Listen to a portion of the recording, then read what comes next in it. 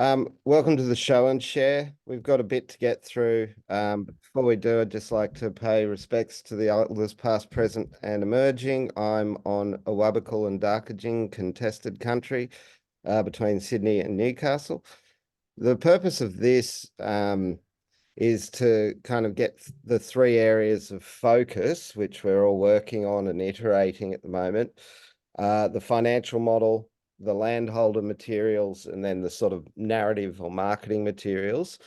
We'll go around in an order where Western Murray will present the financial model, then Southern Tablelands will present their financial model, then Northern Rivers will present their financial model, and Upper Clarence their financial model. Then we'll seek feedback from everybody. What have they been able to learn, or how are they doing things differently? And we'll continue to go through that financial model, and then we'll go through landholder materials, and then marketing materials third. Then there's a few other things to discuss, the dates for session 3, when you're doing your community sessions. We also are kind of getting ready to go into the next phase where all the Western Murray, Southern Tablelands, and Upper Clarence, you've got $10,000 per farmer, and the Northern Rivers, $2,500 per farmer to pursue CER readiness grants. And then there's the potential for a value chain coordination module being added to the landscape impact program. It's probably not for a couple of months, but I just wanted to gauge people's interests in that.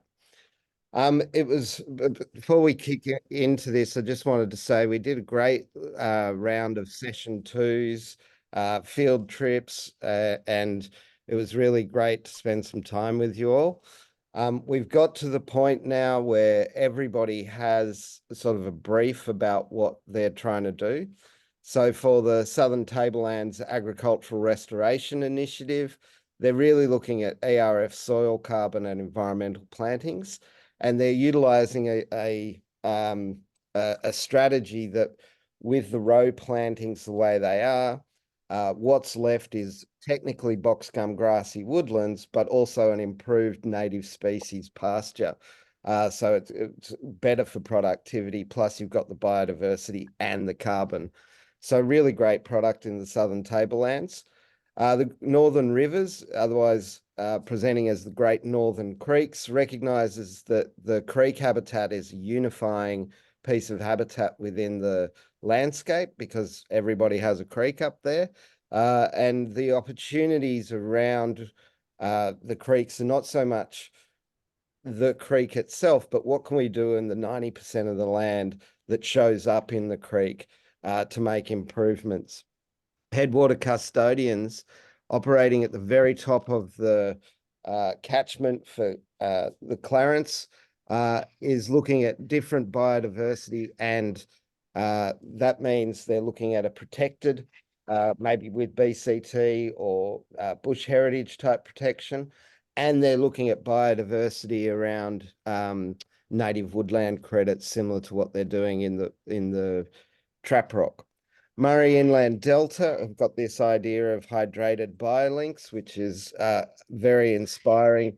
And they're starting to address one of the major issues and impediments in their landscape, which is how do we get the environmental water and the security of water to get these plantings and connections established, and what role do the local irrigation, the state water authorities, and the federal government have to play in order to kind of get those hydrated biolinks and reconnectivity across that Murray Inland Delta and make it real. So everyone's got really inspiring, I think, whole of landscape style transactions in the pipeline, and they are very different.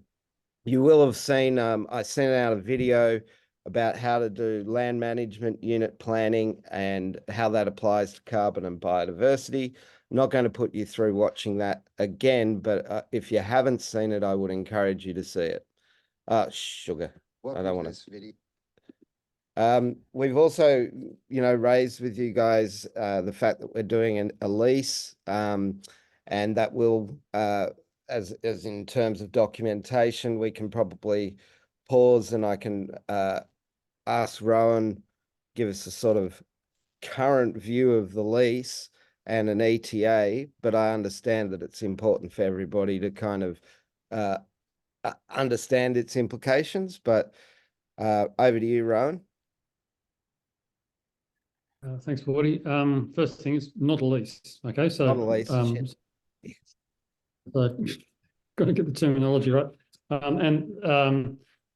Leases are give particular rights in law around land, and they have a particular tax kind of implication. So we're not interested in using a lease necessarily. So it's an agreement more like akin to a license. Where is that document? We've been working with our legal advisor to draft in the first instance a carbon agreement.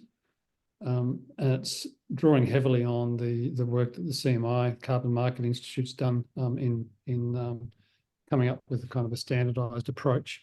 So we've been drawing heavily on that, but recognising the fact that we want to actually, as a mutual being farmer owned, we're very much cognizant of the fact of structuring a document that represents landowner and farmers' interests as best we can.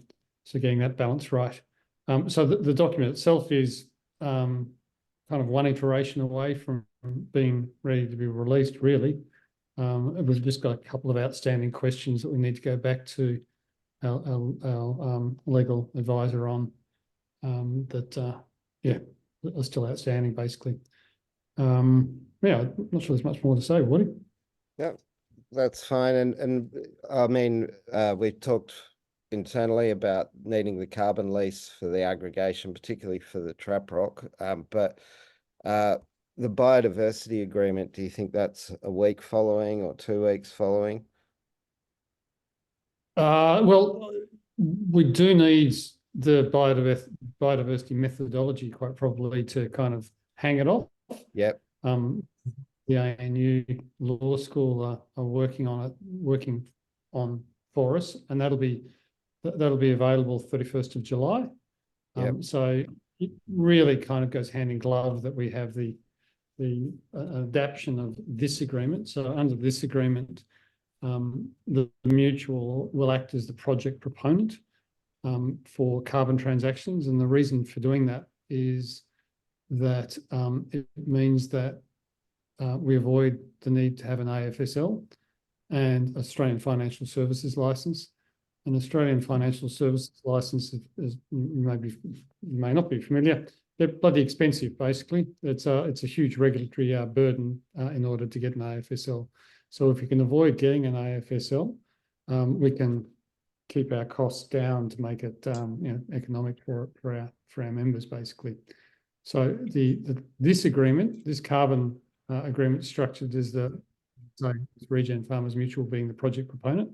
It is an agreement where the mutual has, in order to be the project proponent, has rights to the carbon that are carbon credits that are created on the project land, the land that's subject to the project.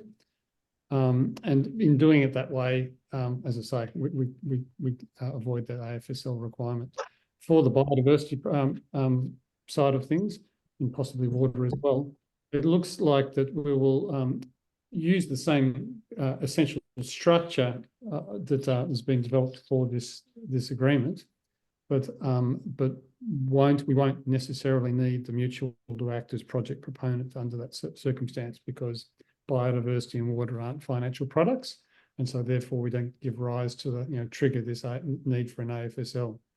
So that would probably be the kind of the key difference. But in terms of the overall structure of the document, it'll kind of mimic the same type of obligations. And so the way the document's got it is there's an agreement up front that you can walk through, and it's got 3 annexures, one being defining the fee structure that we paid to the farmer, 2 being the map of the land that is subject to the project, and 3 being the project management plan, which sets out the things that the project proponent needs to do on the project land, and the farmer needs to do on the land, and what they can't do, so restricted activities.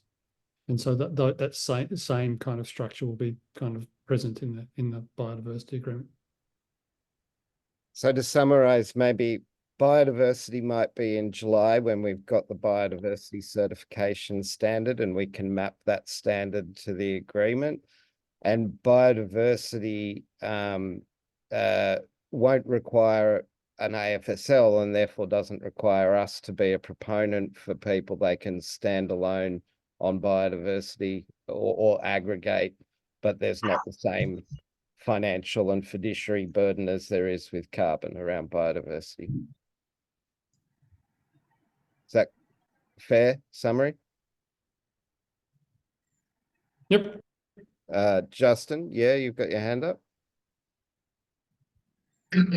So how come the biodiversity unit is not a financial product versus the carbon credits? Do you want to have a go at that, Rowan, or? Carbon credits are just Australian carbon credits. We're not necessarily talking if you were to do something that was under the science-based targets, that doesn't trigger. That's not necessarily a financial product. So sequestering carbon for a supply chain doesn't give rise to a carbon credit under the ACCU scheme. But the ACCUs in particular have been defined as a financial product by the legislation. So, as I say, biodiversity credits aren't defined as a financial product. So that's the And so they're not planning on doing anything like that with the biodiversity. We don't know exactly what's going to be in the nature repair market legislation, but we're not looking to that. We're looking to create a biodiversity credit methodology with ANU, and so therefore it's completely independent of as it's standing here today, the nature repair market.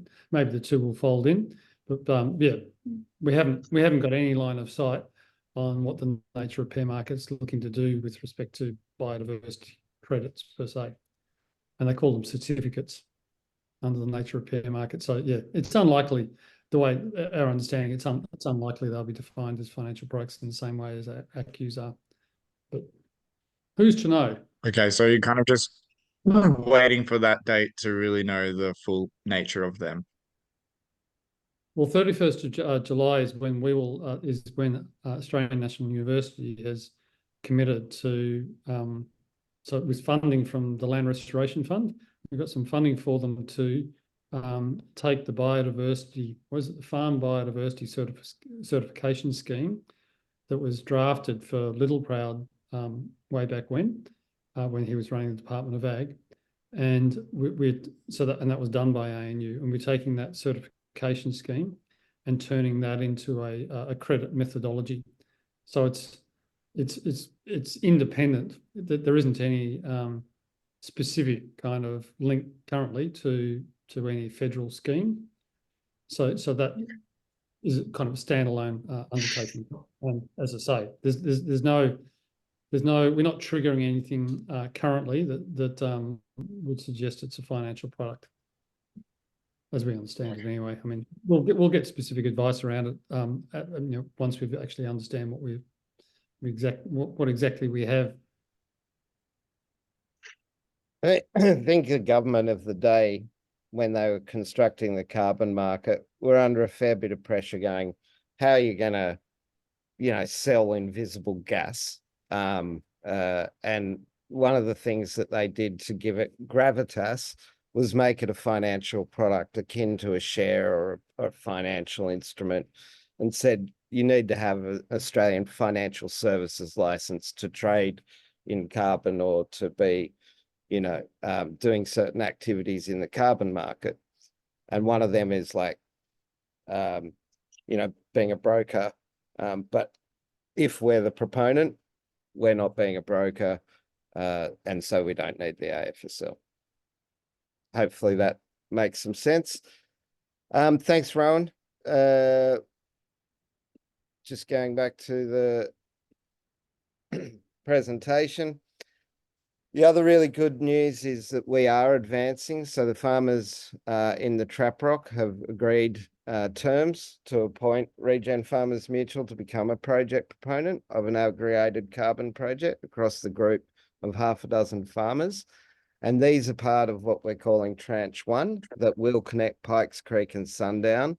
And additional to the carbon estimation areas is a whole bunch of the threatened ecological community of box gum grassy woodlands, which is, full of koala and abundant bird life. And we're going to open Tranche 2 this year. So that program is still moving.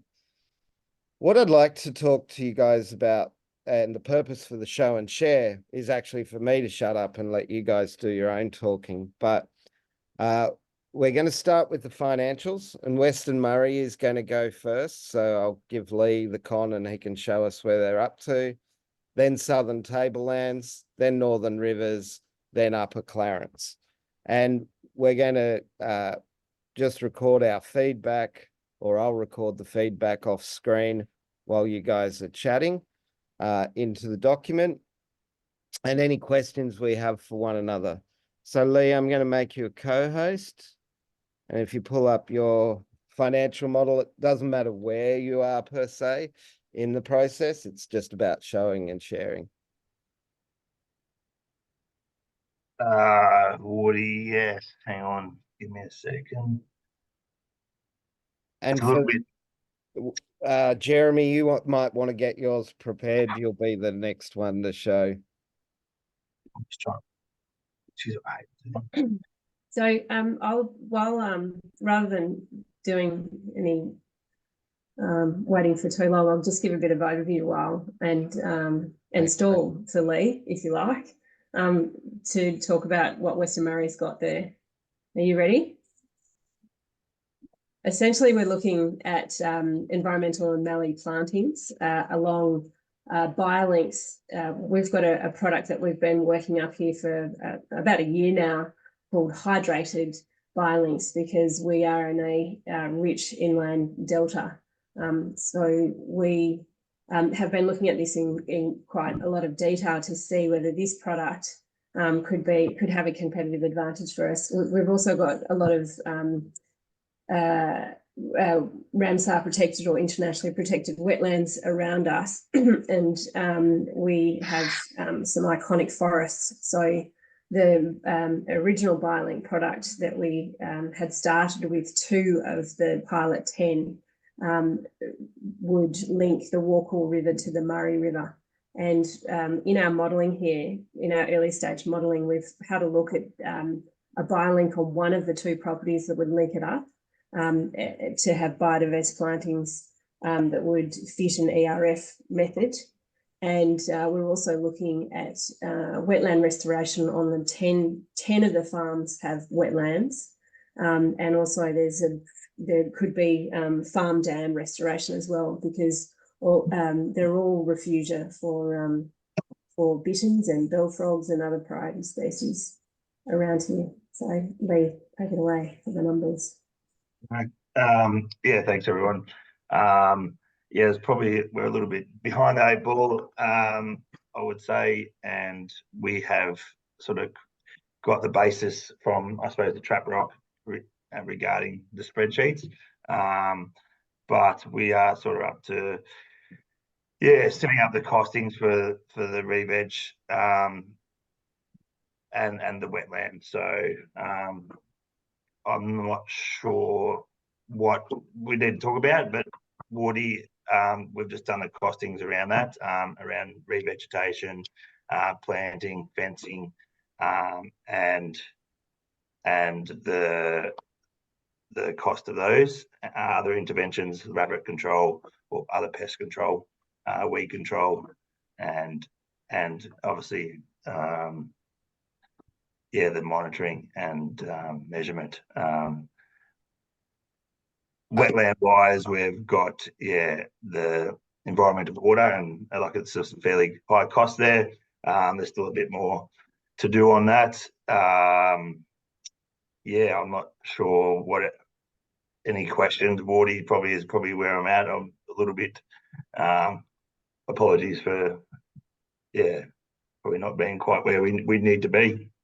It's not a ass kicking, Lee. It's just Nah. show and share. No, I think you're doing well. And if you could just go to your wetlands startup and run Yep. through the rows there, because it'd be interesting from my perspective to see how closely the re-veg startup costs and the wetland startup costs mirror and where those differences are. Yeah. Well, it's interesting. It's going to be extremely difficult because the main cost to starting up a restoration is water, and that could be, depending on the site and the area, is the main cost to the restoration, I suppose. And we're talking sort of 1,000 megalitres of water, which doesn't sound a lot, but that's only at a very small site. There's other larger sites. There's some actually smaller sites, but combining them all together is I suppose the essence of our project, is to find those smaller sites and accumulate them into a fairly large area. But yeah, the cost of it is around that. Yeah. So for example, the Sheepwash Lagoon, which it was the heart of the original hydrated biolink that we worked our product around, we were given an understanding from the Murray-Darling Wetlands Working Group, which is a very successful philanthropic group that gets water to wetlands. And it would be around about $40,000 a year to fill up Sheepwash with water at a current rate at the moment. So that's just an indicator of that. It's quite a large and beautiful wetland, but what we're really looking at is potentially this public and private and philanthropic model where there is an ability for Commonwealth environmental water to fill these wetlands, or philanthropic, or both, and potentially even private private deals as well to top it up. So it's quite complex, but we know the cost of water here. It's just who's going to provide it. Because of the dependency on getting the water volume and the cost of water down, is there a value in creating a tab that kind of understands the dimensions of water committed, water price, water volume, that will help you better describe that contingency in your model? Like, and also water carriage. Yeah. So yes, we will do that. So maybe that's another tab, and wouldn't necessarily equate for everybody else who's not planning on in the other landscapes irrigating their or they might be, I don't know, but not to the same level that you guys will be. I suppose the other one to add to this, Wardy, was the veg material. Like a lot of projects in the past, we've utilised traditional owners to do a lot of that work, and that's a fairly high cost. Whether balancing that up as well is an interesting discussion, I suppose. All right. I'm going to ask for you to stop sharing and go to the group for the next one, and then we might wait till we've seen all four and then do a big feedback, collectively. Is that all right? So next is you, Jeremy, if you're ready to roll. Yeah, I was touching base with Rohan last week on Friday regarding getting a bit of help to bring the model up to scratch. As you know, Andrew recently handed over from Lance and the group to take on this role as well, and Rohan had a nice template that he's I think going to share with everyone at the end of this as well, and I think it's we'll go and put a bit more work into it together this week to bring it up to scratch for our team. So we're primarily focusing on environmental plantings and soil carbon projects. And then we're also looking at how we can put biodiversity projects in the mix as things come online, both land and water or riparian based projects. But yeah, I don't actually have a great deal to show in this instance. But Rowan, did you want to share just the template that we? Yeah, let me got two concepts. One is so Lee, you're taking us through your expenses.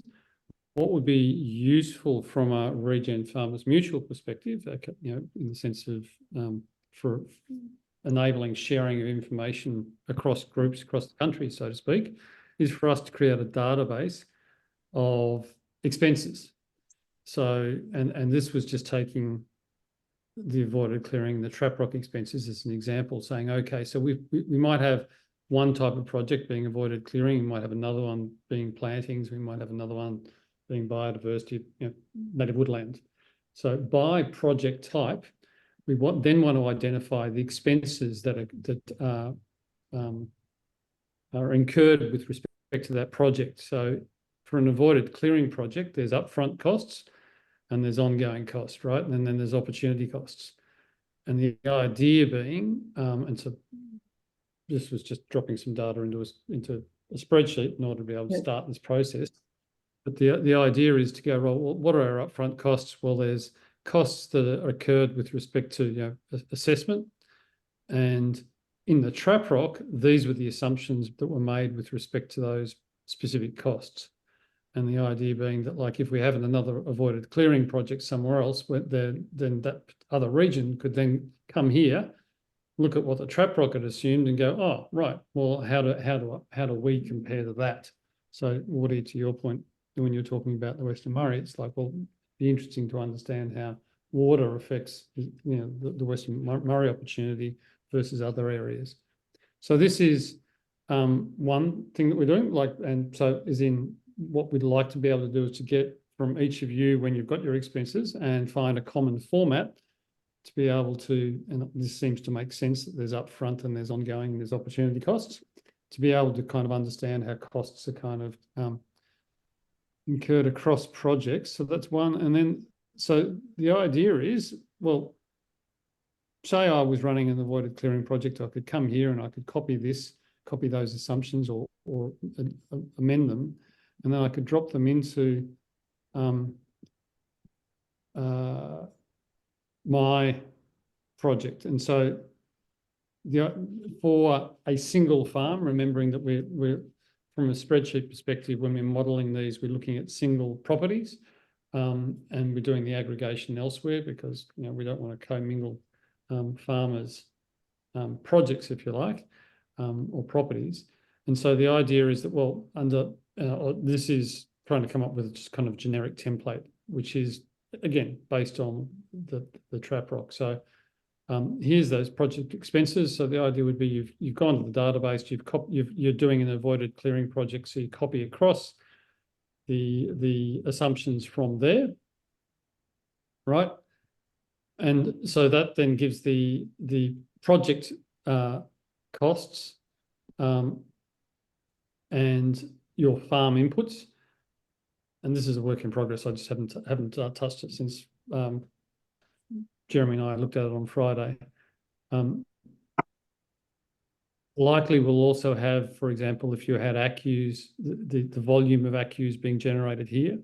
This is slightly different from the current project, current model that was built for us by Damo, which Lee you were looking at earlier. But so basically we all want project assumptions to go on the project page. Then we have general inputs being, well, okay, well, what are the general inputs that drive the model? So you've got inflation, carbon prices, biodiversity, whatever other assumptions you might have, right? And so they're generic ones, and then they flow through the project, and I haven't even got there yet. So that's taking what Damo did and recutting that to basically simplify it down a little bit. But you'll see here, for example, he had the assumptions with respect to biodiversity being inputted on the spreadsheet. So that's as far as Jeremy and I got on Friday. I know you're balancing the legals, but if you, we've got Jono for this week as well to help us do some modelling, so we might be able to come back in a week's or 2 weeks' time with a much more robust model. I'm going to get the Northern Rivers. Tanya, is this you that I'm making co-host? I think I have. You're on mute, by the way. No, I'm here. So if I share screen like that. Right.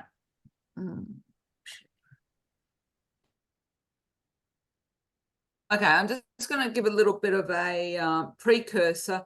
One is that we've changed our name, Wardy. So sorry to drop it on you. Oh, that's all right. What are you called now?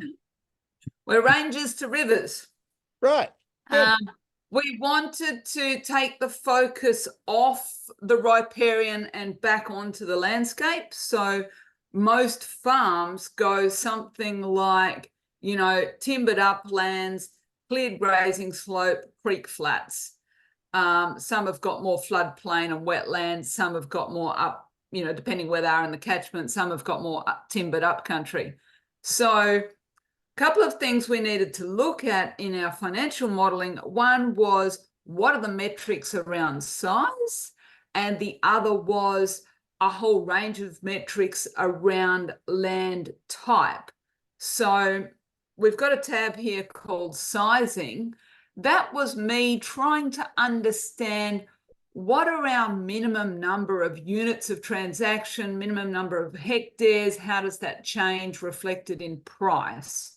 All right, so probably our best table is over here on the right. If we look at number of hectares versus number of units to get something like a $10,000 per annum transaction, we need to be up around the 50 hectares, looking at about, 20 or 30 units. All right. And we realized that that was actually pretty sensitive. I'm going to bring up this paragraph here. So, for example, a 50 hectare project at 9 ACCUs per hectare per year with an ACCU at $30, an establishment cost of $2,500, an annual compliance cost of $2,700, repays your setup cost by year 12, and thereafter yields $10,000 plus per year. So what we wanted to look at was, what are the pressures on that? Obviously, if your land size is higher, then your establishment costs per hectare come down.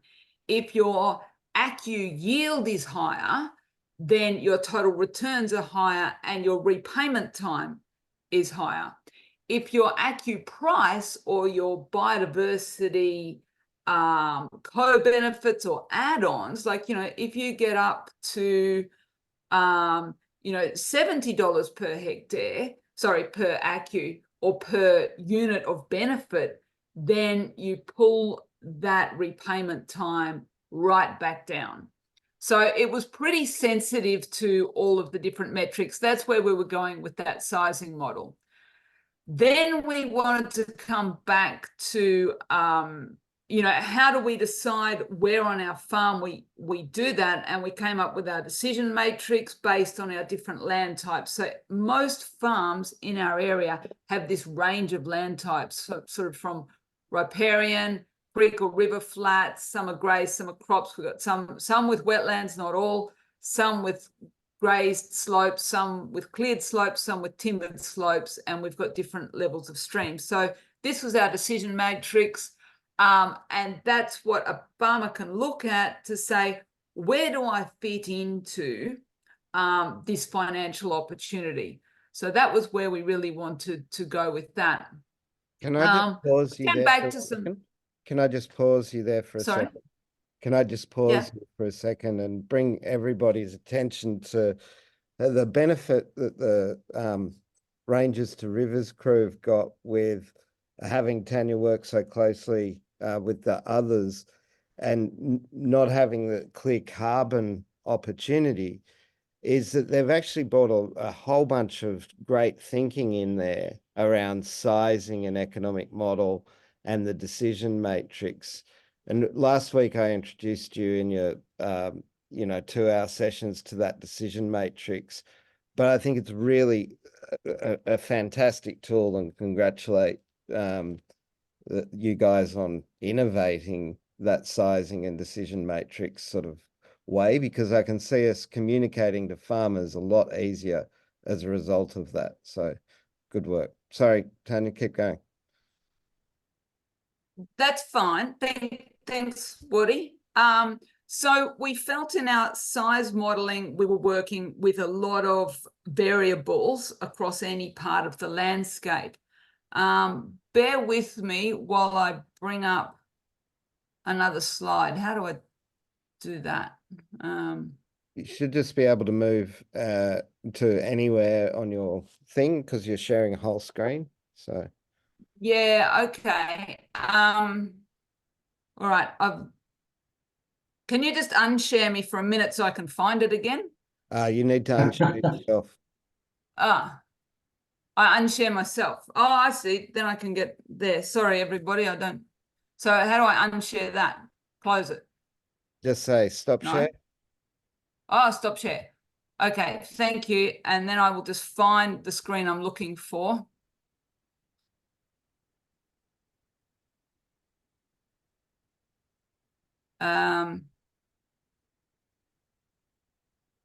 Whilst you're looking, Jack and Lee and Jeremy, you seeing value in a sizing page and a decision matrix set out like that? Absolutely, that would be really useful.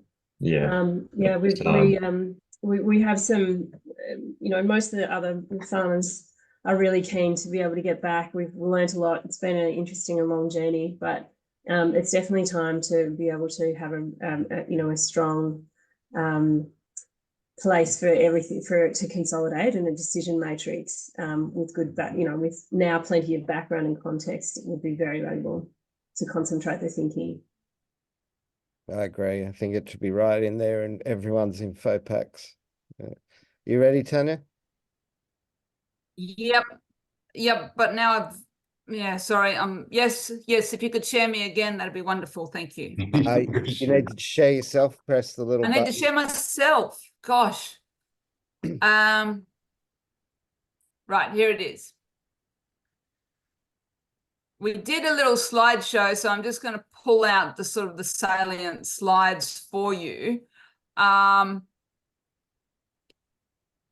main points were that socially we're dealing with a wide range of people, each of those types having a range of landscape, and we're dealing with a lot of skepticism around tree planting, around this kind of new government intervention. So there's a lot of benefit financially as well as socially in us aligning with existing agencies such as the Casino Food Co-op, the Southern Cross Uni, Landcare councils, other not-for-profit groups are very active in this area.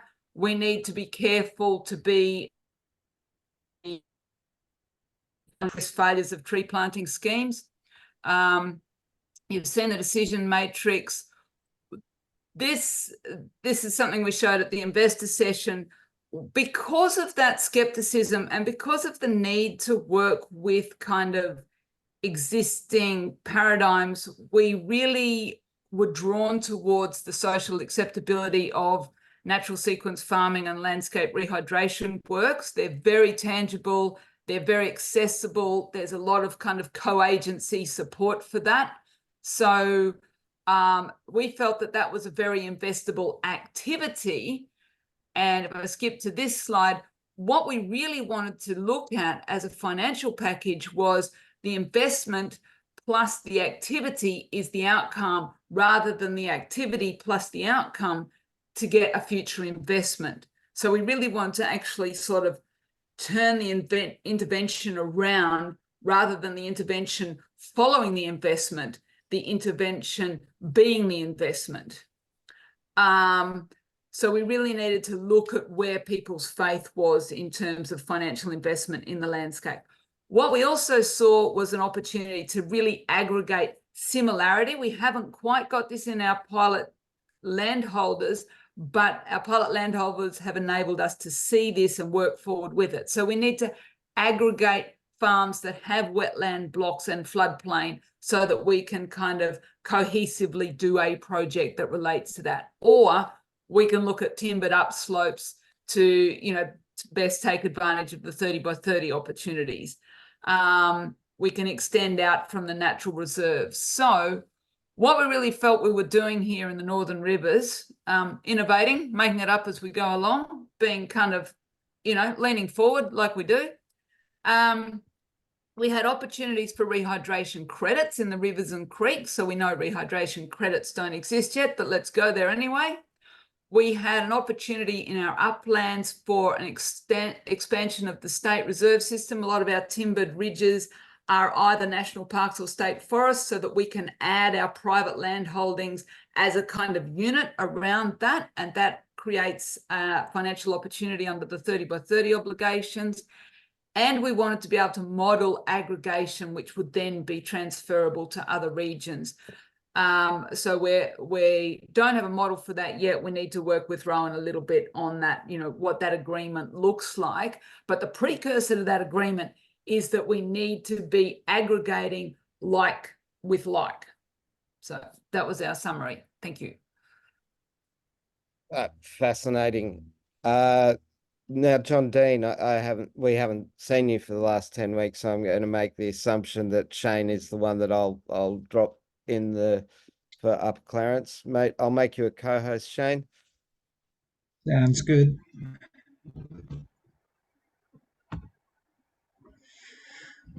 Oh, yeah.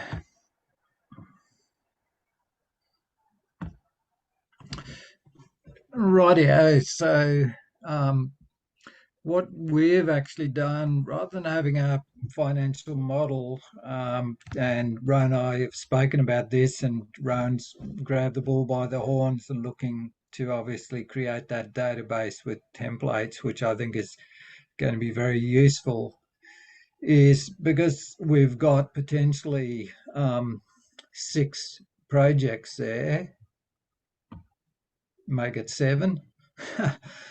We would have very complex financial model for farmers to actually address. So what we're looking at is creating templates that can be used across all projects in the future. And, you know, it was so great to see the work that the Murray Basin Group's done with their wetlands and dams. And straight away I could see we could, if they were happy, take their template and modify that to suit our potential project 7, which is the dams and wetland.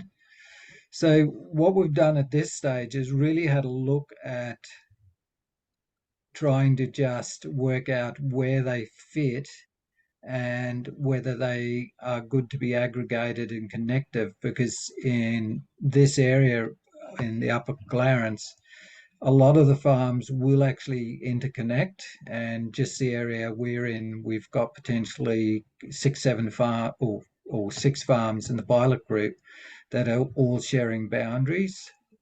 So if we're sharing boundaries, and if we have a look at, let's say, your third order streams and riparian fencing, that reduces your cost dramatically. So we've got to build that into our financial model. So at this stage, we've really looked very closely at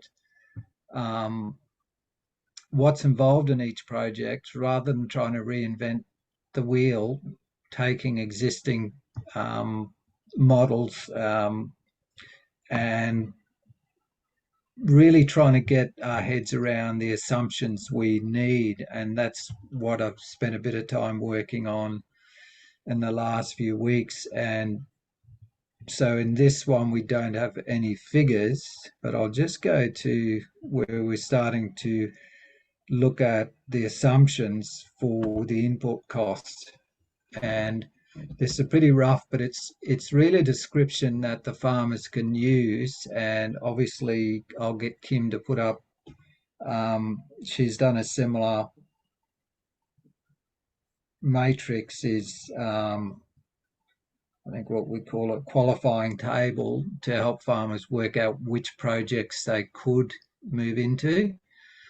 So one of the biggest things is to help farmers understand what they have on their property and what projects they can either run. And I honestly believe most of us can run maybe 3 or 4 aggregated projects once we get the ability to stack.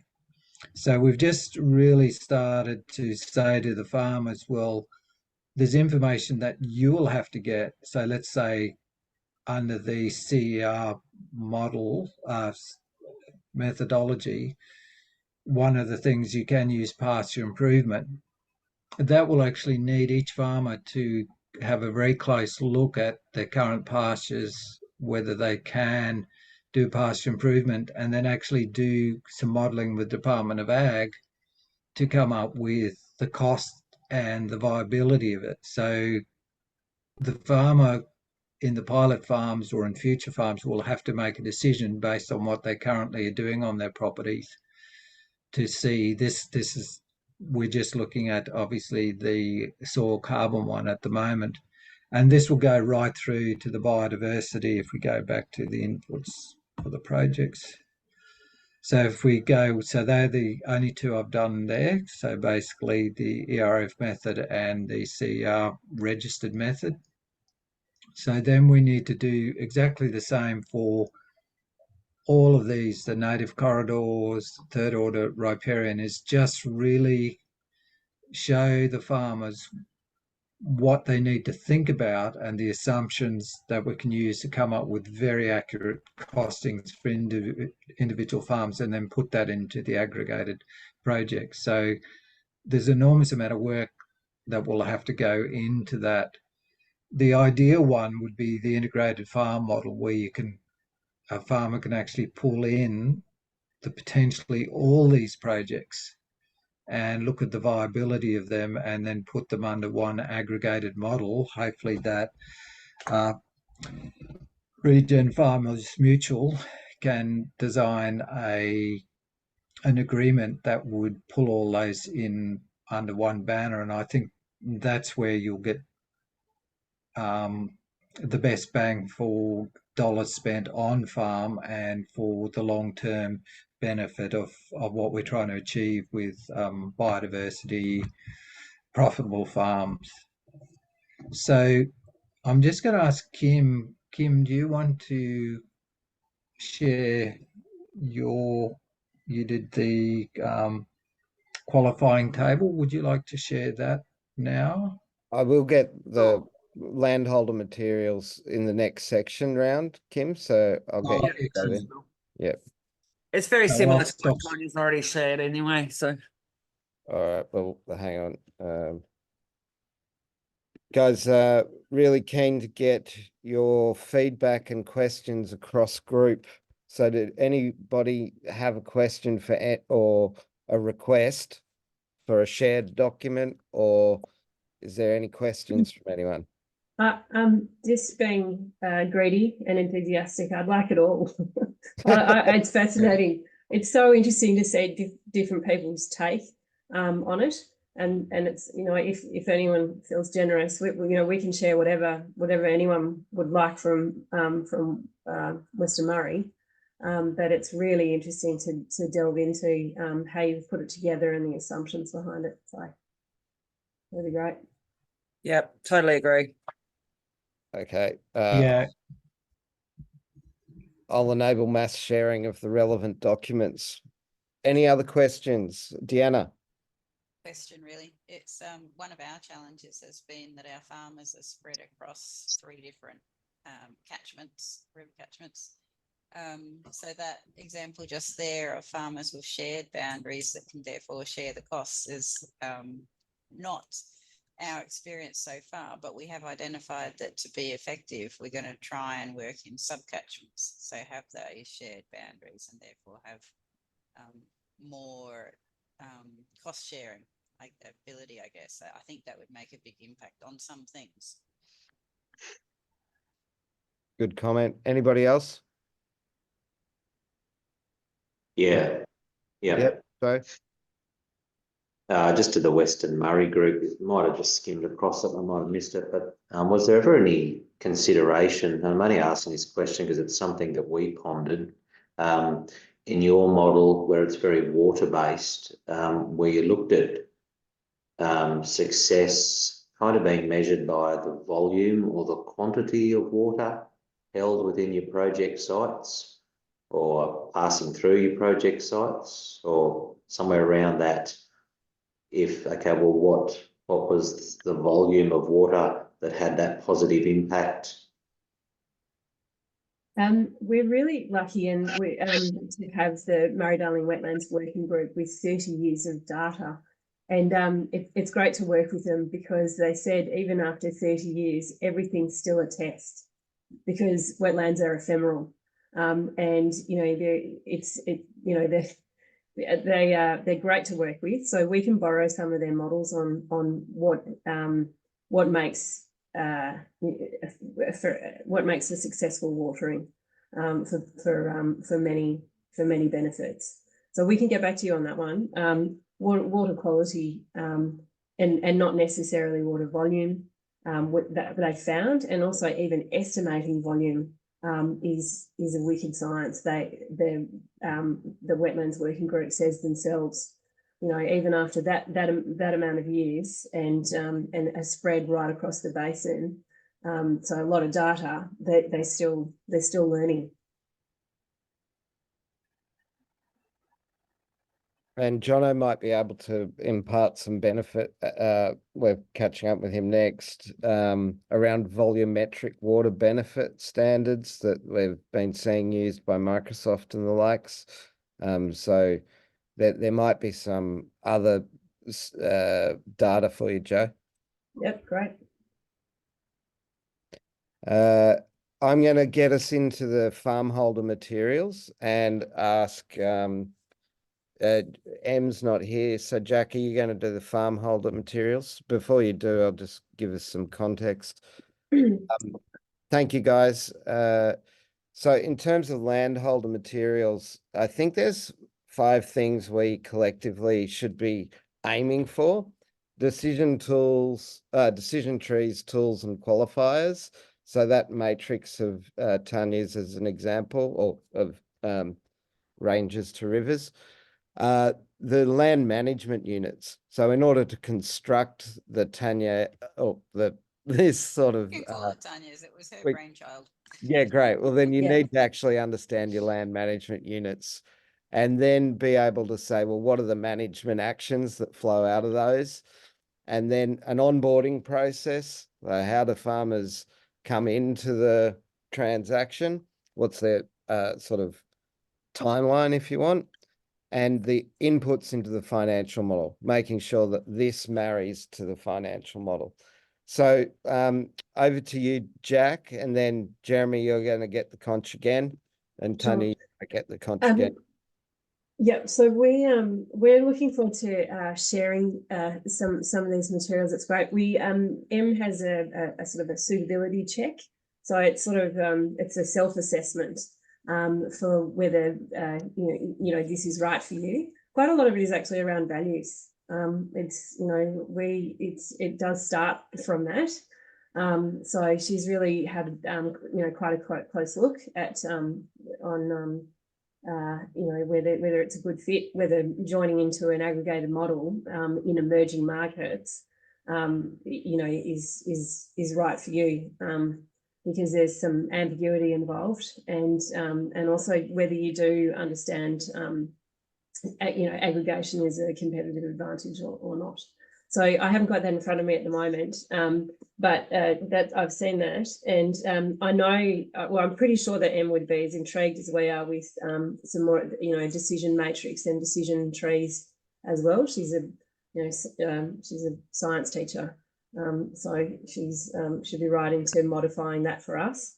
So out of those, the land management units, that's still a work in progress, but we have sort of raced ahead for our financial model because we've been talking about this for a long time.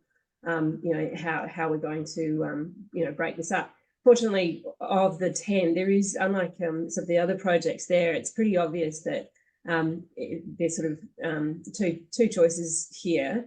If you wanted to concentrate on it, although Woody, I did want to ask you about the integrated farm method later on in time. Yeah, so it would be a CER ACCU generating biolinks that would have biodiversity co-benefits. And then it would be wetland restoration, which we hope in time would have teal carbon or carbon and methane sequestration benefits. So we want to, you know, a bite of each cherry every way that we can. So that's yeah. In terms of land management units, we'll need some more guidance on it. Yeah, that's really it. So Emma has been in New Zealand, but she's back on board, and she'll be watching this video tonight. She's teaching today. So yeah, with renewed vigor, we'll have a look at what everyone's done, and we'll be able to produce more of those things. Excellent. Hey, Jeremy, do you feel comfortable or maybe Mel, the thesis and the stuff that you're doing now and on the 16th to help your landholders before the community session? That might be some of the stuff that you want to share, how you've gone about getting farmer materials and what's in your farmer materials. And I know Colette's not here, but out of you, Mel and Jeremy, who wants to talk to farmer materials? Are you able to help with that, Mel? So we're still in the draft storyboarding sort of stage. So we're looking at putting together a video which will interview participating landholders about why they're engaging with this process and what they hope to get out of it, and developing a web page with some just some information and guidance for landholders looking to go looking at environmental markets. So that is all very much in draft stage at the moment. And starting to have an initial play with those decision support tools, so decision trees. So there is some already on the Clean Energy Regulator, which we can sort of modify, I guess. But that one from up north, that looks fantastic as well. Like looking at, I think that's, you know, a great model that I think we can replicate across all 4 groups really, really well. I think that's really well designed. So that's where we're sort of up to with the communications. And we did do our thesis to get a common understanding amongst all the participants. So yeah, that's been a worthwhile process, I think as well. So just for clarity, I think a lot of you guys did version 2s of your thesis. I'm not sure many of you would have circulated it to the pilot 10, and the Southern Tablelands has, and is starting to get feedback, which is informing what will be ultimately the information pack. Jeremy, have you got some decision trees or onboarding process stuff that you've done for Southern Tablelands? It's very rough draft stuff, Woody. Yeah, I think this session here has been valuable for me to see how other people have done it too. So I think we'll be leaning on some of the great templates that other people have as well. Great, thank you. Deanna, Gav, and Tanya, I'm not sure who to ask on landholder materials, and it might be early days, but who wants to comment on that? Deanna, hang on. Tanya's done the hard work so far. We didn't share our thesis version 2 with our farmers, but we sent them an email update of where we were up to. And mostly only got verbal feedback to that, actually. So I'm currently rewriting. So I'm now in version 3, and I want it to be much less technical language and down to only a couple pages. So it's really just speaking to other farmers who might be interested in what we're up to, but also all the other stakeholders in Northern Rivers, because there's so much interest here in nature-based solutions, catchment management type, the field that we're working in. It needs to be able to spell it out very simply to them what we're up to and what our intentions are. One of our farmers is actually a video producer, so he's pulling our video together for us. We've done the storyboard, got all our images together, and he's going to turn that into something for us.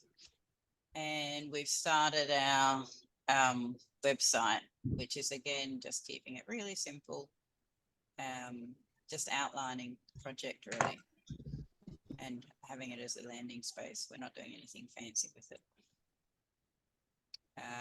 Gavin or Tanya, is there anything to add to that?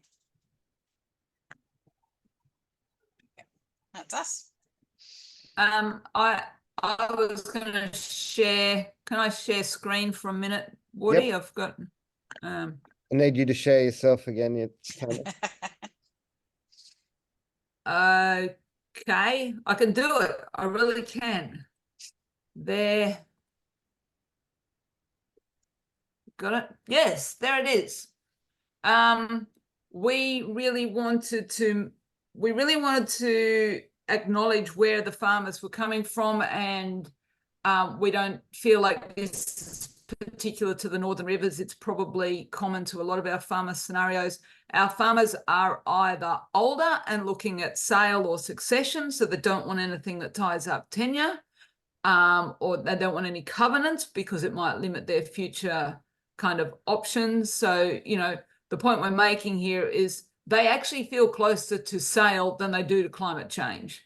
The younger generation that's trying to get into farming are working their backsides off, as Tom Botfield says, 8 days a week. And that's just his work, not alone his farming. So that's number one. Fitting into social cohorts. Number two is important. We need to offer them a product that does not compromise their social landscape. We need to look at what their land type is capable of. We need to look at, do the dollars stack up? We need to look at an aggregation model, and we need to alleviate risk and cost. So that the 5 and 6 really, based on the other scenarios, is that our modeling for our land needs to be simple, transparent, trustworthy, and uncomplicated in order to be saleable. Otherwise, we should probably just shut up and pack our bags. That's probably not just the Northern Rivers, that's probably everywhere. I'll stop sharing. Yeah, so that's I really sort of thought what Jacqueline said, it was really true. It's really a values-based decision, and we need to understand that it's a values-based decision. And where, you know, perhaps in the Murray Delta, you've got a more common set of values between a group of landholders, we need to be careful in our larger landscape to find those common values and offer them a simple, transparent, trustworthy product, given that levels of trust in government products are not very high. That's where we're at in the landscape. Thanks. I loved your little life cycle, customer life cycle or decision life cycle for a prospect. Another great model. Are you a teacher, Tanya? You're on mute. Yep. I love the graphic design I've done in this project. It's great. I think I'm a teacher at heart. I just couldn't stand the school system, so I didn't go there. Great. Wonderful work. Northern Rivers, Upper Clarence. I'm not sure if I'm shooting this to you, Kim, or yeah, probably you, Kim. Yeah. Hi everyone. I will share screen. Can you share the management actions document? I don't think anybody has got the level of detail in the other. Yeah, I was going to do that. Have you enabled me? Yes.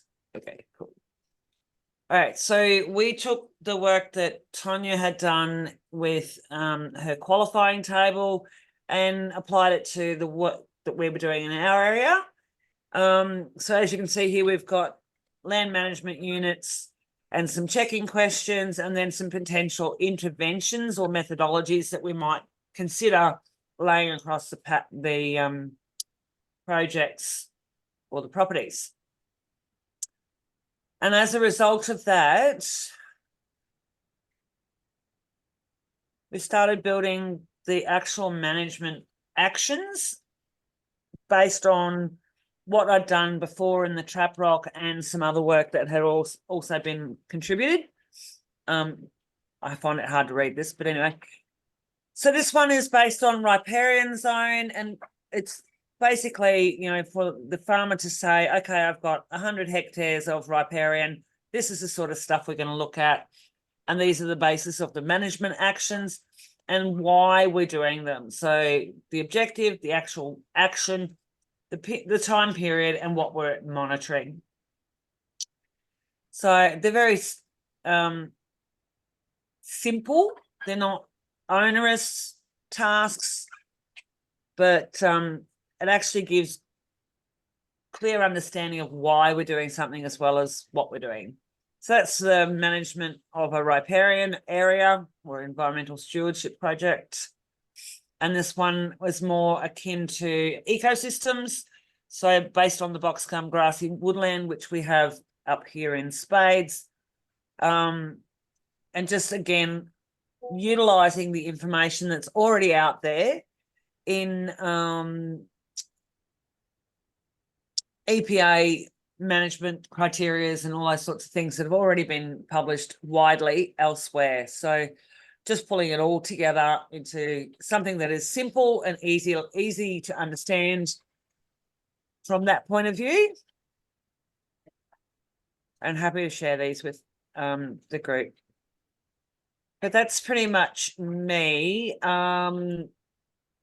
That qualifying thing, I haven't gone into doing anything further in terms of onboarding because I think we're still trying to understand exactly who our farmers are, what kinds of land management units might be relevant to them, and what types of projects they might be interested in.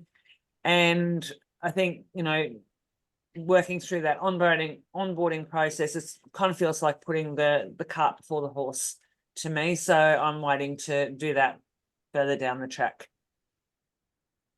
And that's great. And I'm sure that there'll be a lot of people interested in getting those management actions and instead of having to write them out themselves. I'll just get you to stop share. I would if I could, but my computer seems to have frozen. You might have to bump me. Okay.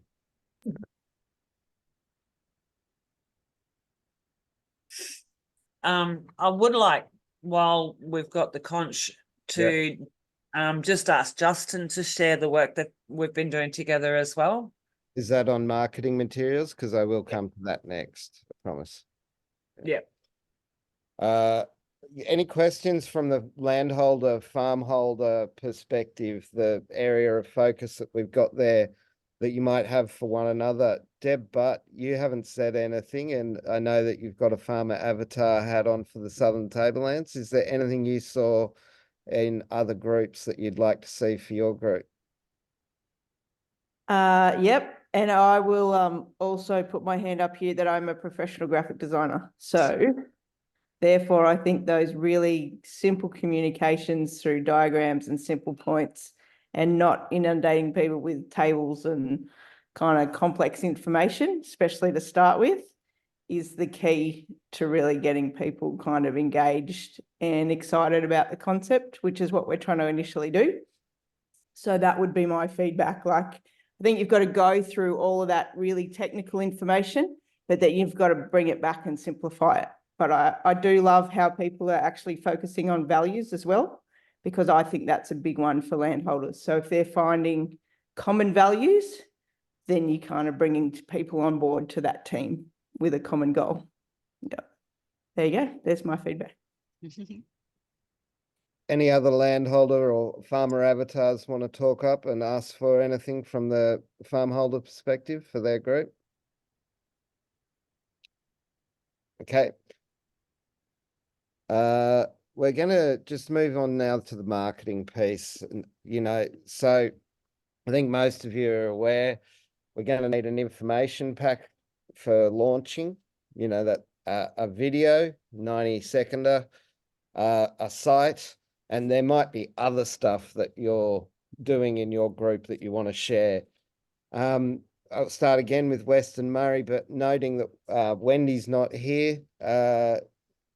Jack or Lee, probably Jack. Jack, what's the marketing comms sitch?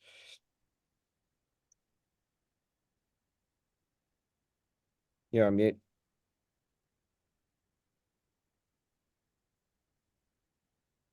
Still on mute. Sorry.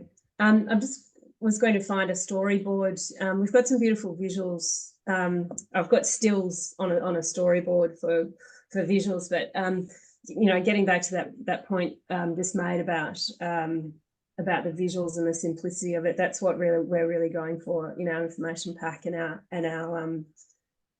our video, which is to intrigue not just new participants, but you know, investors and anyone else in what a beautiful place this is. We've got, you know, really good drone footage, which I'm trying to get up for you. I might. Is it in your Western Murray drive? Do you want me to? No, I have.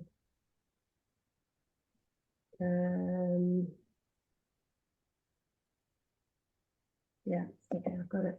Right, I can do a save now and share screen.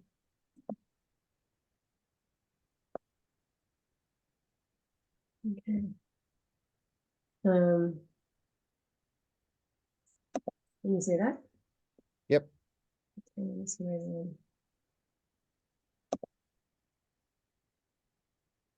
on. Lost it. Sorry. All right, making a title, I think. Just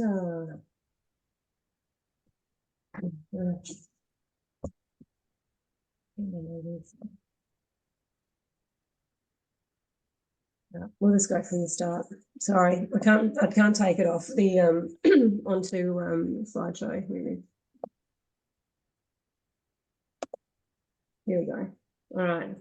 So we've got some really good footage of Don Hearn and also our Chief Executive Officer on their place. They're regen farmers, and cattle and vineyard. And they've also got on some of this beautiful country a wetland that used to support about 200 people, Barappa people around a wetland. We always orientate people around where we are and what we've got, both the natural and the man-made assets. So if you see the orange around there, that's all a sophisticated gravity-fed irrigation system, and this is a feed bowl area. And you also see from Echuca upwards, which is our footprint, that it's an inland delta, Murray River inland delta. So we do that. So quite a lot of the farms are have got wetlands. You can see that on the left. But we think that there is a lot of room for more connection, whether it's water or via biolinks to improve biodiversity, but also to make a point that we're already a massive carbon sink here, and with further investment we can do more with it. So that's our theory of change. We can animate this. So we see disconnected farms and natural assets and a natural floodplain with intermittent water availability and declining biodiversity. We see aggregated transactions like this and the process of it as a way for farmers to come together and assess not only their individual but also their district scale natural assets and opportunities with a hydration and a biodiversity focus.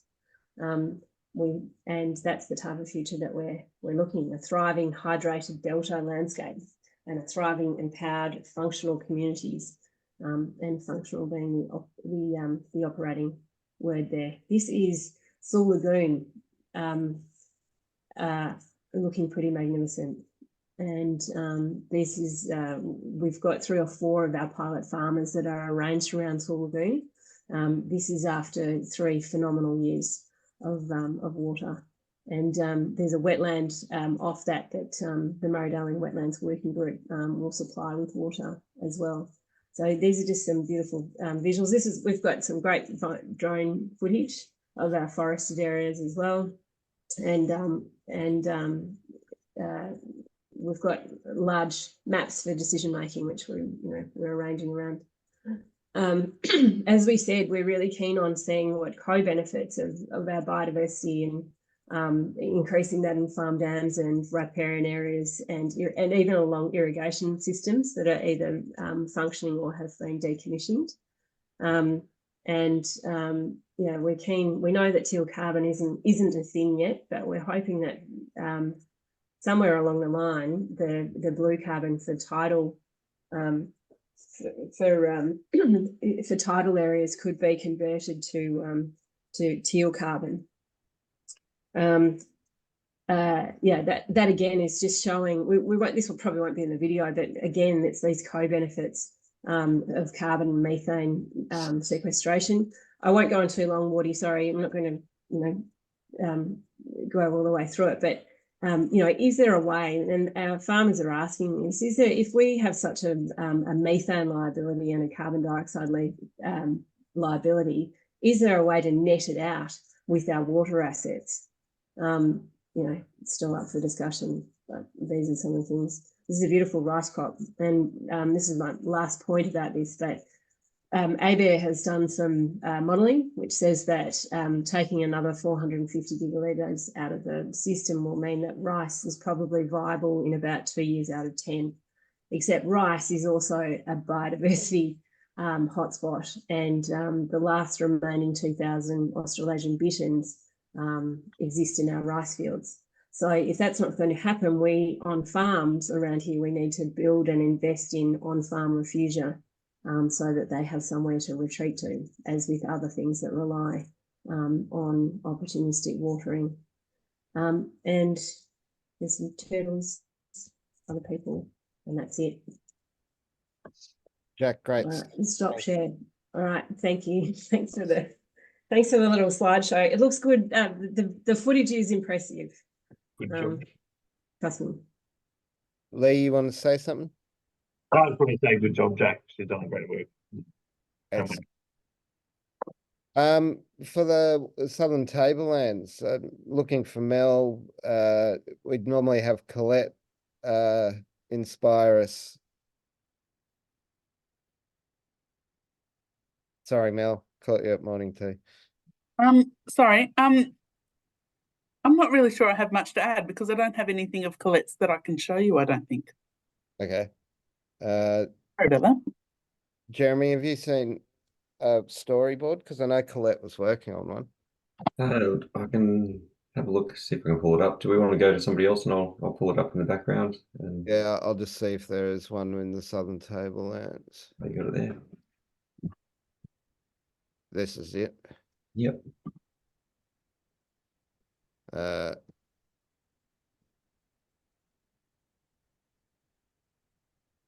not playing. So the STAR group, Southern Tablelands Agricultural Restoration, there isn't currently audio with this, but they've got an idea, or you'll get an idea of what they're thinking based on this. And if you know Vince Heffernan, Colette's partner, you'll be amazed to see how likely these characters conflate with reality.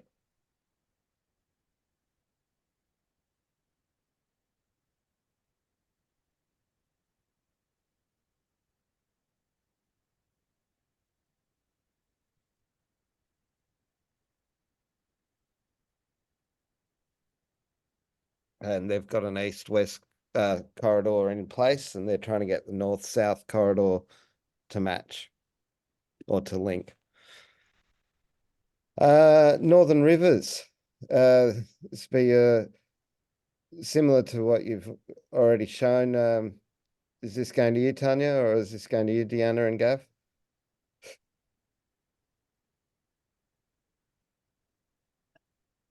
Gone quiet. Well, we didn't have anything to show for our video because it's just words with a collection of things so far. I see why everyone's had so much trouble sharing stuff. I'm trying to share my screen and struggling.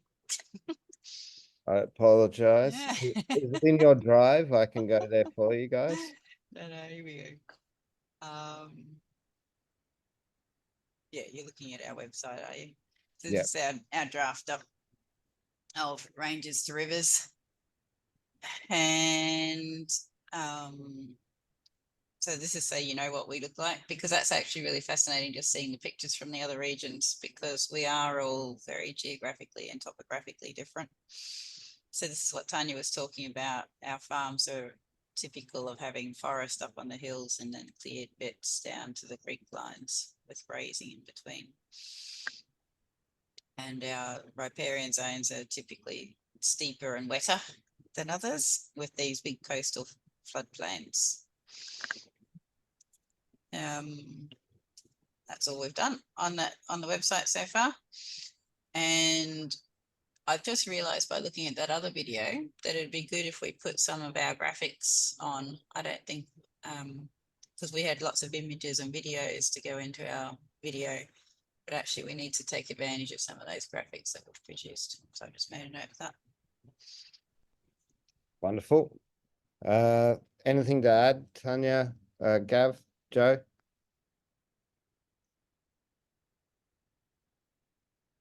Not at this stage. No. What I'd like to do then is move to the upper Clarence. Justin, I'll make you a co-host. Hi, everyone. Yeah, I'll just bring up some things that we've been working on. So it's my storyboard that I've done for the video. I've got a pretty good digital camera and a drone as well, so I plan on going out into the field and taking some real life footage. Try and get some from landscapes around the place that are not looking so good to begin with, and show what can happen if they're not taken care of, and talk about that a little bit, like with a voiceover. Then go into talking about what's coming along in the global financial world, and what the greater public are thinking about and big businesses are being told to do. Then planning on talking a bit about what is happening in carbon markets, and some graziers might not even know that you can sequester carbon through grazing methods. So just to briefly go over that. Then planning to have Shane and Ian talk a little bit about their respective landscapes, where they are doing quite awesome regenerative work. Shane's got many acres of grazing land that is getting better and better the more that they dive into the regenerative farming methods, and Ian's got quite a lot of protected natural landscape that is supporting a lot of biodiversity already. So I think it'll be really great for them to talk briefly a bit about each of their landscapes, to give the farmers in the area an idea of what they can actually achieve, because it's right there on our doorstep already, and we've got farmers in our trench doing it. And then just detail a little bit to the farmers about what it kind of work exactly is involved, what that looks like. Yeah, that's the idea with the video. And then been doing a bit of work on the website as well. It's pretty basic, just in Google Sites, and yeah, just got some graphics from using an AI art generator and some keywords to make it look pretty, and yeah, just filled in a bit of information about the project for the public to read. yeah, so there's still a bit of fleshing out to do on that, but I think we've got pretty good skeleton already to be able to be presentable. And yeah. Well done, Justin. Can I Justin, just wanted to give you a story. This is nothing against any of that, but I just wanted to give you just a bit of background from our point of view where we are on the use of AI in agriculture. There's been quite a controversy which would never have made it out of where we are. But the government has spent millions and millions of dollars on a Murray-Darling Basin advertising campaign which uses AI.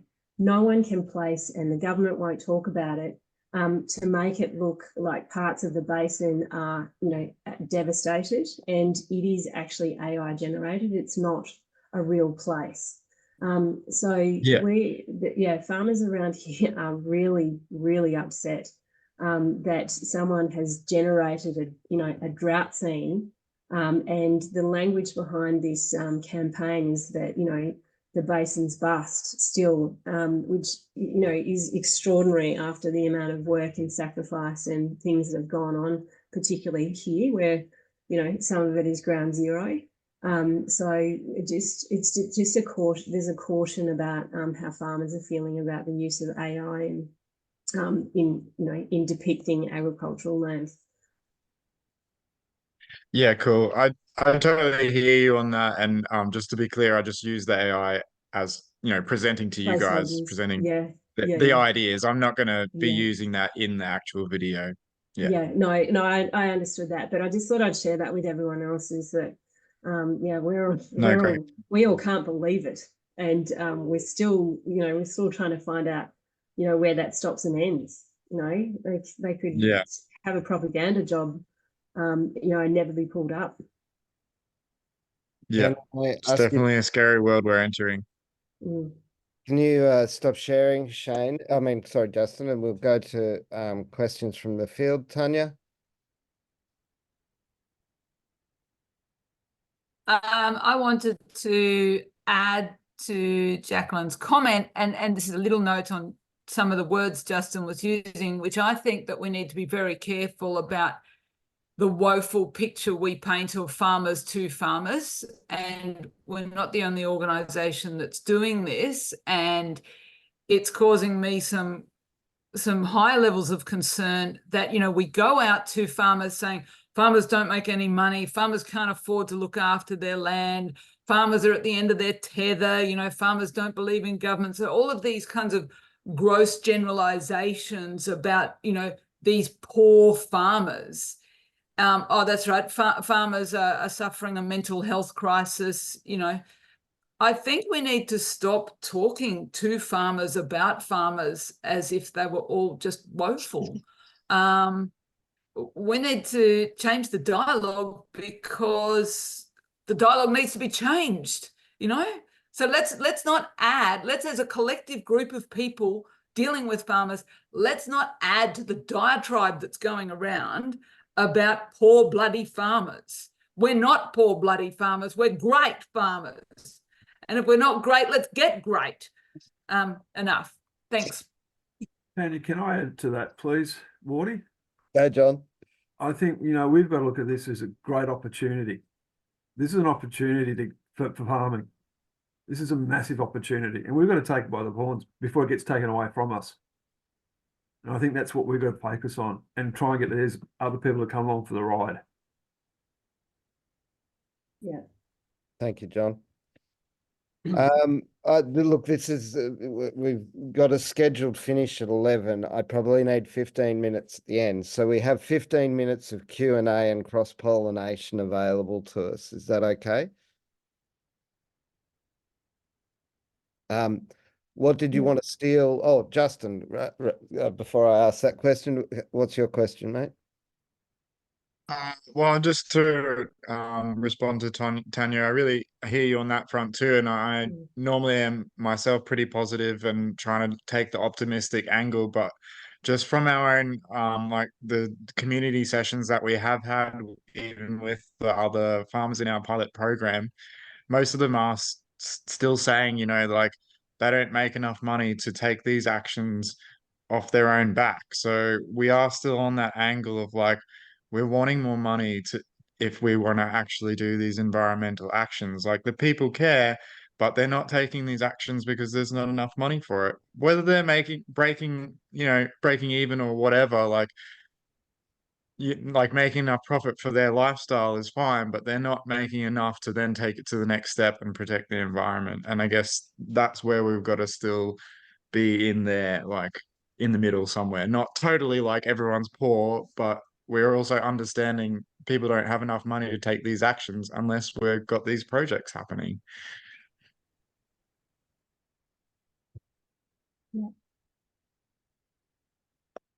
Great comment. I think that's just the dominant paradigm of kind of dialogue and identity. They're not on the streets, Justin. They're having a great time. We're farming. We love it. Everybody who is farming has a choice to be farming. We could go and be accountants and bankers and teachers and doctors. We're not on the streets. We're having a great time on the farm. This I can't afford to be environmental. It's a social identity. It's not a financial statement. It's that, farmers have had money from the government to be environmental for 30 or 40 years. They just want it to keep coming. I think it's a dialogue rather than a fact.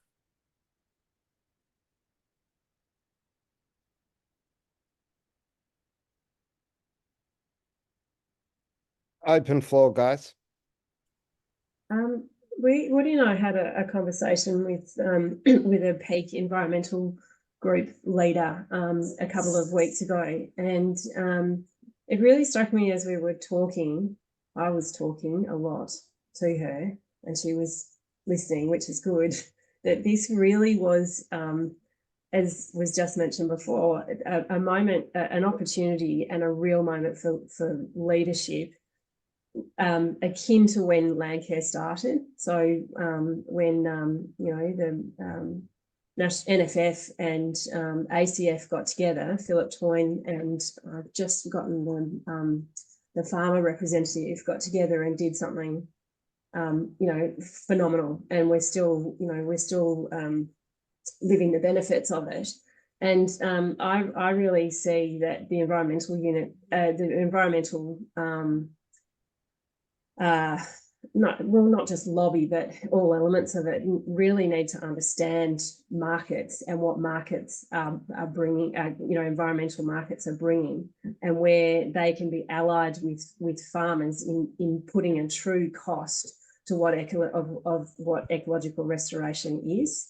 We're all, in environmental, we're all deeply ambivalent about costing a koala. Or, how much does a blue-tongue lizard, is it worth? When actually what we're really costing is human capital. We've all got the spreadsheets on what the cost is, and it's really about being able to talk them through it and bring them up to speed so they are allies in making sure that we, that we aren't taking on all the risk. In our supply chains to supply this, and also if there's a government impost as well. So it's a long way of saying we need more friends, and we need to make sure that they're up to speed on where their role is going to be in all of this. We don't. They will be a soft target if it looks like it's a greenies versus versus farmers fight or campaign is useful to vested interests, then both parties need to be pretty cute to that one and stop it before it happens, because it's a waste of resources. Jack, you've hit on a really fine point, which is that we need green organisations locally to help cost our models and endorse our economics here. If we're wanting to get the greenie farmer divide bridged, and you want to get the credibility with the buyers, and you want to get the momentum behind like economic and environmental outcomes, then we have to be aligned more. So, and bring that into our presentations and bring that into, I guess, the philosophy. So, but also that larger green groups, the big ones, that needs to be fed up to them as well. That you know, they should be pushing on our side that farmers can't take this on. That if we are really costing in externalities of carbon pollution and biodiversity impacts, it is the corporations and where possible, you know, governments that need to devolve the appropriate amount of resources for that to happen, and not the other way, which, you know, people who are close to it are suspecting, is that, you know, the pressure will come from them to supply it, you know, to our detriment. I think to Tanya's point too, we really need to let go of the stereotypical, you know, greeny kind of concept, and also let go of the stereotype that you guys have said here of farmers, because that's really not mine. And if that's really outdated, I think that needs to move on significantly. Conservation and production can actually work really well together, can be complementary. And that's, I think, the message that we need to take to both. And hopefully that'll bring people together.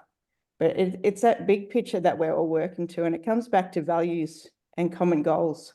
And I think there is common space for greenies, or people that are interested in conservation, and those that are interested in farming or production. And my journey, I am so confident that this can work, like so confident that we can bring this together. So I think it's just inspiring or instilling the confidence in everyone else in those spaces as well. Okay, you've been unusually quiet.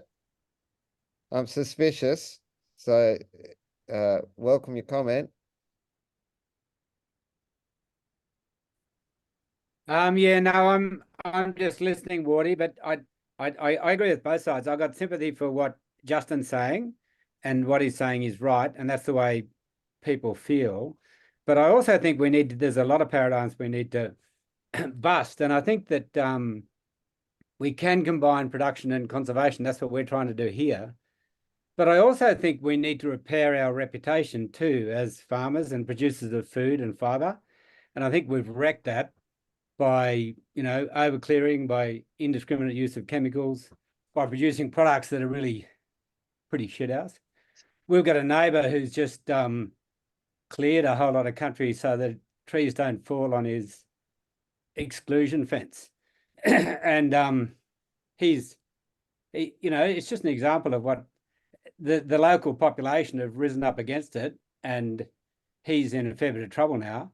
But it's sort of like an example of the sort of action that farmers have felt that they can do. It's my land, I can do what I like on my land. So I think there is an opportunity with what we're doing here to address that. And I think we can achieve conservation and production together. I think it's a really good aim, but I think we probably need to bust a fair few stereotypes before we can do that. And is there anything you've observed across the show and share that you're looking to, you know, cat herd back to the Upper Clarence group for iterating in the next couple of weeks? Did you pick up any gems today? What will you steal? Well, I think one of the things that's closest to what we're trying to do is what they're trying to do in the Northern Rivers. So we've got a group of landholders who are on quite different landscapes between us, but we're trying to achieve a similar outcome, which could be, say, sequestering carbon. It could be protecting gliders. We'll each be protecting gliders in a different way because we've each got different sorts of habitat, but the outcome is going to be the same. So I thought that little matrix that Tanya put up was really pretty useful. And so I think some of those sort of ideas, looking across a range of different approaches to different ecosystems to achieve the same outcomes, is probably, you know, really useful for us. Thank you. Gav, on behalf of Northern Rivers, is there anything you're going to steal from the other groups or that you'll be taking back into your thinking over the next couple of iterations? Oh, I think I've made a few notes. There's some interesting examples from the other groups just around pressures, and they're probably not necessarily directly relevant to our farmers, but I think they're interesting points. I think it's just the diversity of material that people have produced has been really interesting. So that's probably more so for our working group. But conversations with the pilot farmers will be around progress of what we've done, but also examples from elsewhere are useful to a certain point, but maybe not necessarily directly relevant. It really depends on the farmer, because they're quite diverse too. Some are quite interested in bigger pictures. Some are very much locally focused in what they're doing, just wishing it'd dry up so they could get something done. So, you know, everyone's in a different mind frame or frame of mind. Excellent. From the Southern Tablelands, Mel, you're off camera. I'm sorry, I'll keep going to you, but what did you like, or what have you learnt in this session that you'd like to take back? I feel like we need to pull our fingers out actually a bit. I feel like we're a little bit behind some of the groups. Like I think our headspace is in the right sort of frame. But I think now we've really got to start putting together some of those products and get them finalised. And I guess, you know, Deb had some really good points today. Just about clarifying our key messages and engaging with landholders broader than our current group. Awesome. Lee and Jack, anything to steal? Yeah, I think Tanya's work on that, you know, sort of those 6 steps is something that we should go back and re-question as well. We need to be careful that we're not implying.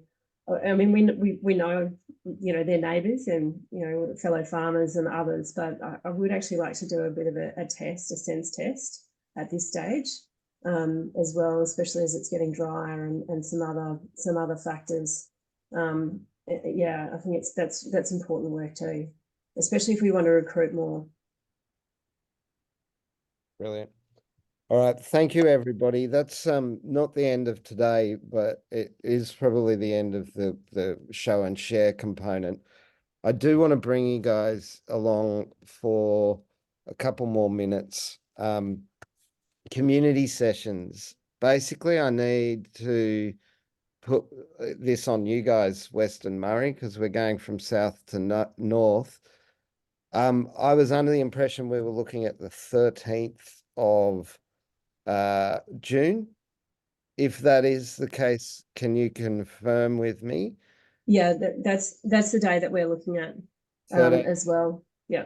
Okay. So we were going to go to Wirraloo, but we'll go to Don and Joe's. Okay. If it's the 13th of June, that will mean on the 14th we might leg it up so we can do Southern Tablelands on the 14th. So could we do the morning of the 13th? Yes. Yes. Yeah. And then I'll nick off with whoever's in the car. And so Mel, Tom, crew, can we do the 14th of June for our roadshow? For our final community launch. It'll be a Friday night or Friday afternoon.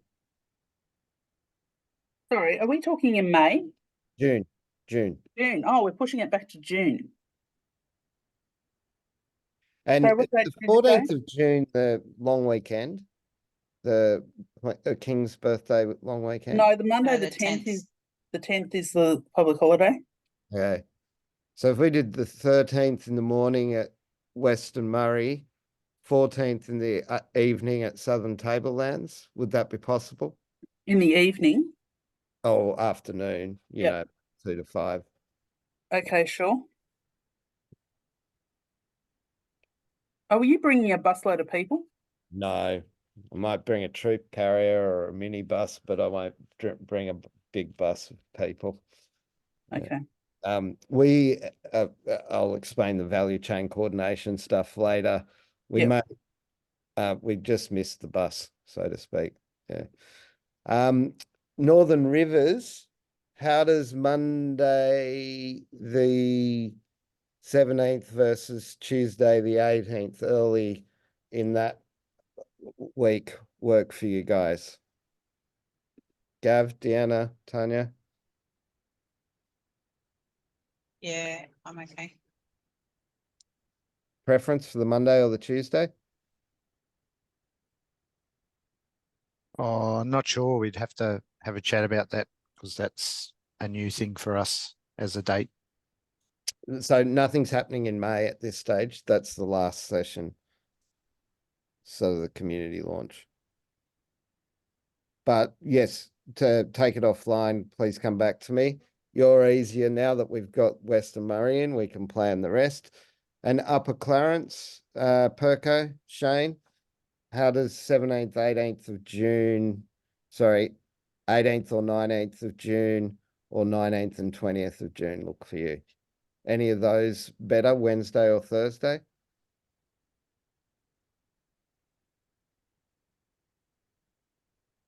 How about you get back to me when you guys have Yeah, your WhatsApp group? Sorry, Shane.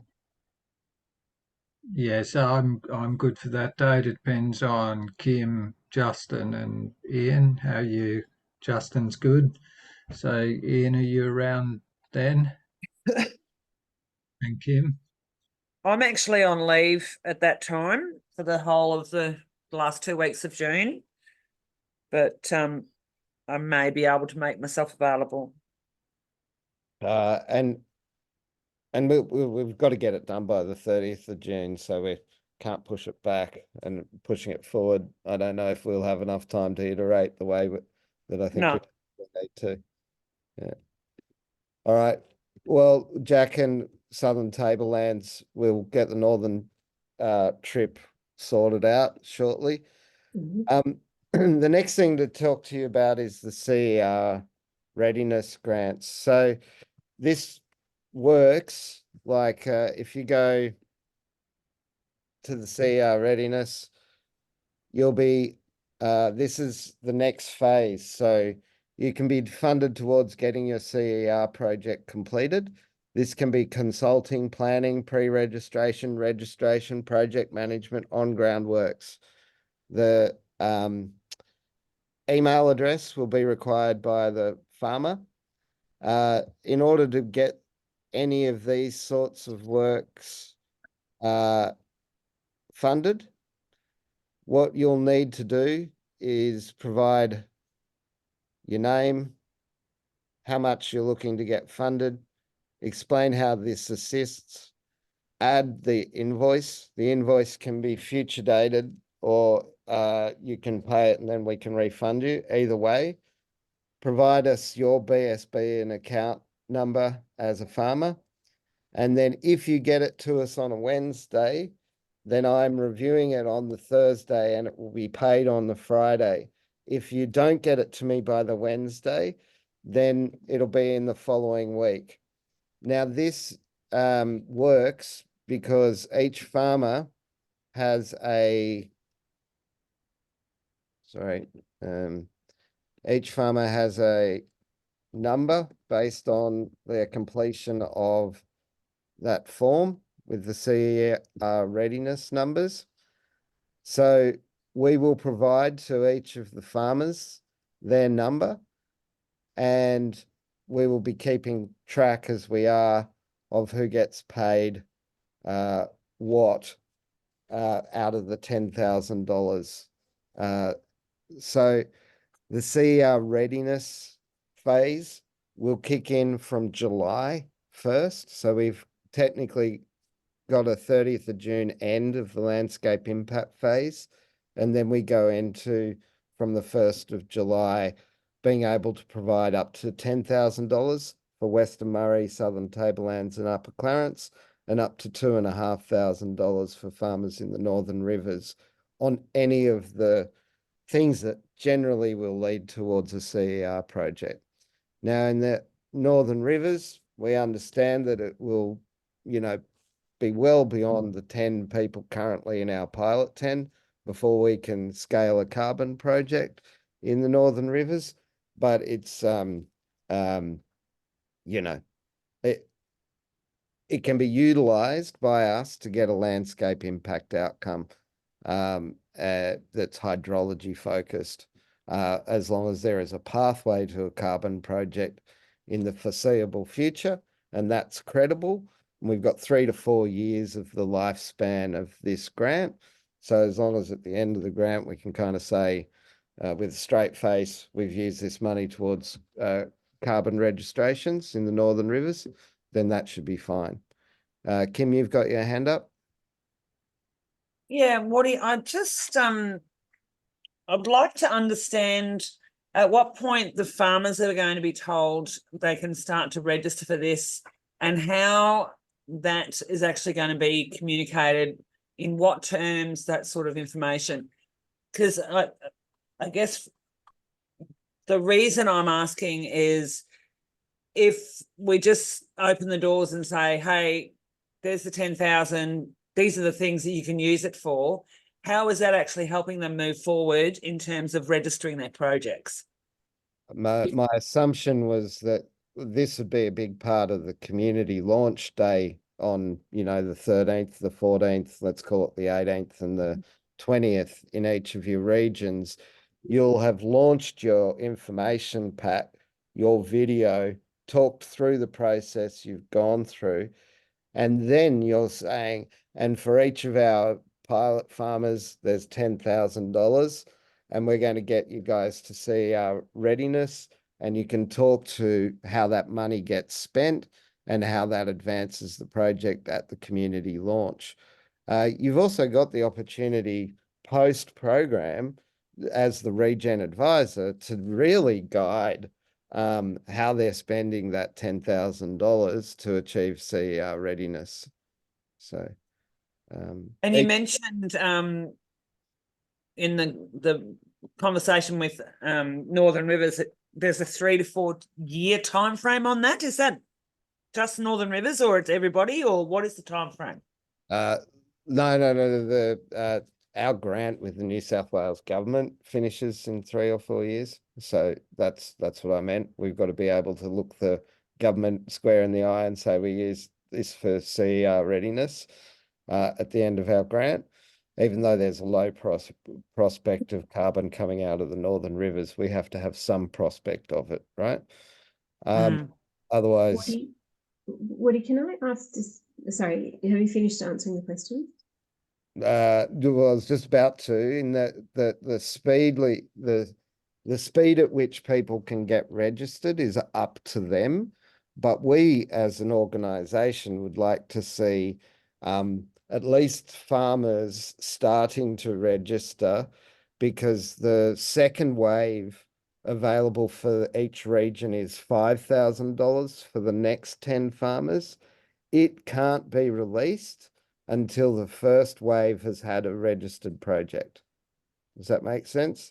So they're not giving us the 5,000 for the other 3 regions and the 1,250 for the Northern Rivers until the first sort of 10, at least one of those people have got a project registered.